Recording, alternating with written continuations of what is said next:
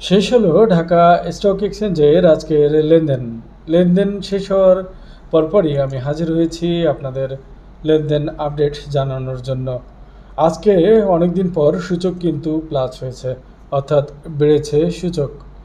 জানিয়ে দেব মার্কেটের বিস্তারিত। ঢাকা স্টক এক্সচেঞ্জে আজকে লেনদেন হয়েছে 561 কোটি টাকা, যা গতদিন থেকে কম। গতকাল ট্রেড হয়েছিল 620 কোটি টাকা। আজকে লেনদেনকৃত কোম্পানির মধ্যে দাম বেড়েছে 286টির, দাম কমেছে 90টির এবং অপরিবর্তিত ছিল 47টি কোম্পানি শেয়ারের দাম। এবারে জানিয়ে দেব আজকের সূচক সম্পর্কিত তথ্য।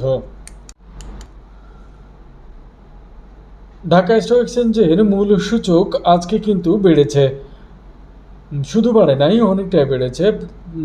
সূচক বাড়ার পরিমাণ ছিল 73.2 পয়েন্ট। জানিয়ে দেব সূচক